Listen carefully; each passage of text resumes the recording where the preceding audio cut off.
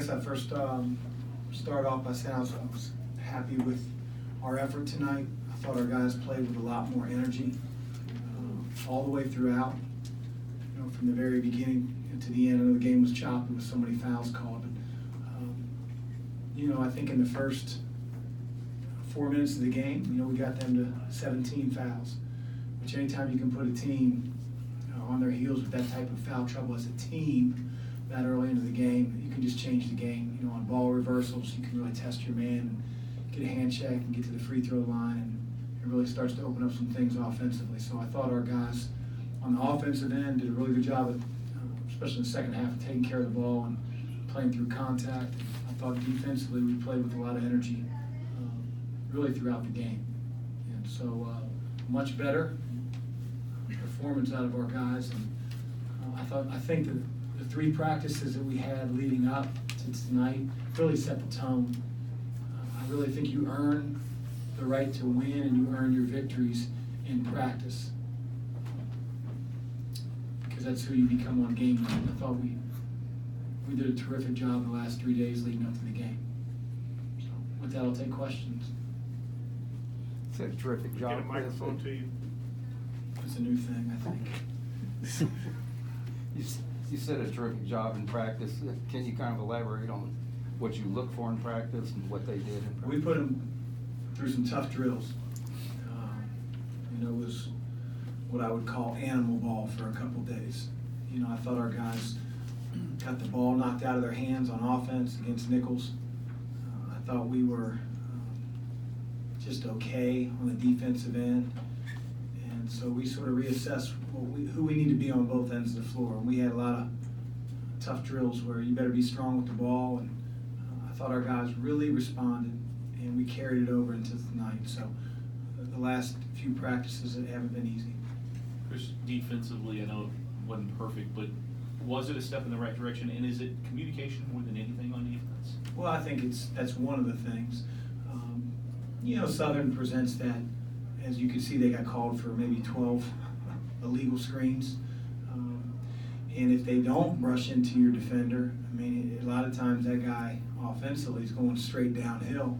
And we got called for some hand checks, you know, and we've got to do a better job of showing the referees our hands when they're trying to initiate contact. But, you know, for the most part, it was a huge step forward from last game. It's communication, it's toughness, it's discipline, finishing our defense with a shot fake. You're not leaving your feet, you're staying down. And then we have to finish the possession with a block out if they don't turn the ball over.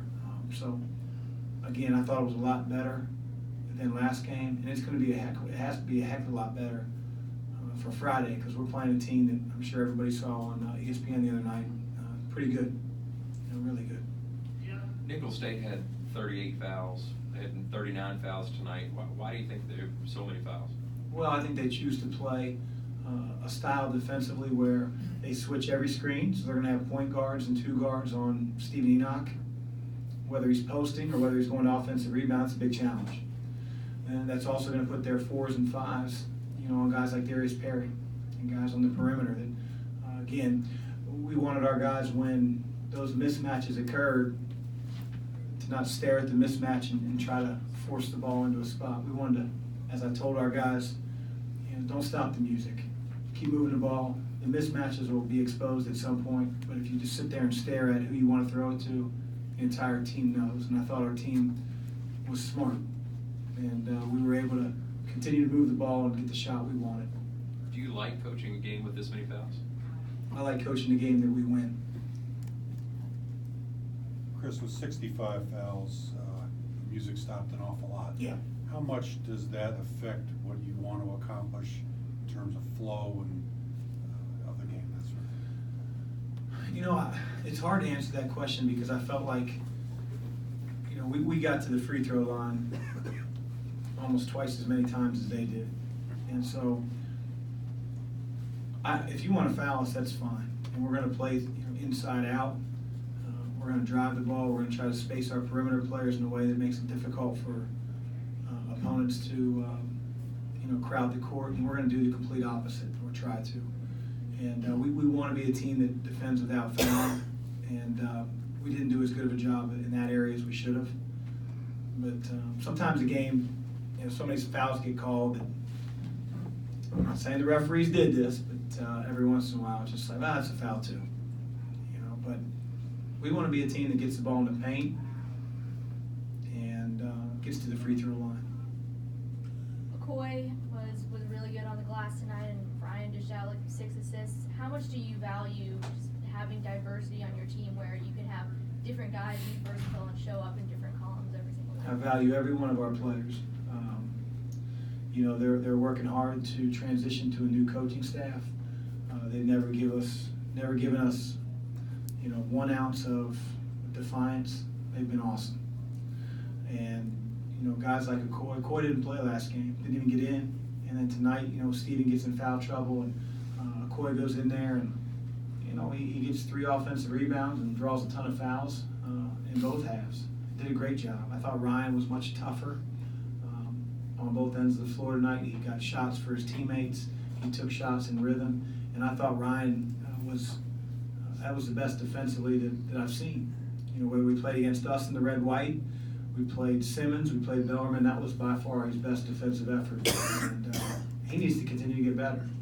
So we're going to play some teams that are better than the one we played tonight. You got a couple of big sparks from Jordan and Malik, especially Jordan in the first half. How big were they for you tonight, and what is that kind of what you expect to see from them coming off the bench? Jordan is very talented offensively, and his quest and my quest for him is to be better defensively. And I thought he was better, but nowhere near where he needs to get to. When the other coach is out there, yelling plays to isolate him, that should tell you something if you're Jordan. But he was much better tonight. I think the thing that I'm most proud of on the offensive end, isn't that he made shots, isn't his aggressiveness. He wasn't lackadaisical with the ball. I've used that term casual with Jordan. He got the ball spilled 4 or 5 times last game. It was like he was playing with a heavy ball. And tonight, he was strong with it. When his drive was cut off, he secured it and threw it back out. And that's what I want to see out of Jordan offensively. From a defensive standpoint, when he got those steals on back-to-back plays and made transition dunks, is that what you're looking for out of him defensively? I'm looking for anybody to pick up a steal if the ball's in front of him the way it was. We did a solid job on the ball with our positioning, and I started saying Moorhead. Southern.